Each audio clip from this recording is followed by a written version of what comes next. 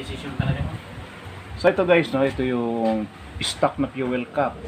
Eh, sira na to kahit na naka-off siyang ganyan, eh, continuous flow yung ating gasolina. So papalitan natin. So meron tayong nakitang replacement. Ito, take note guys, replacement. Replacement lang tong fuel cap na to, no. Pero so far, ito na importante rito, eh, magkasukat, no. So ito try natin ito ikabit.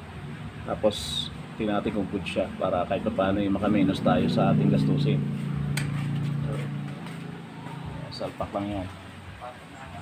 Make sure na yung ating gasket, no, yung goma na ay nakalapat para wala tayong tagas, no. So kabit natin to.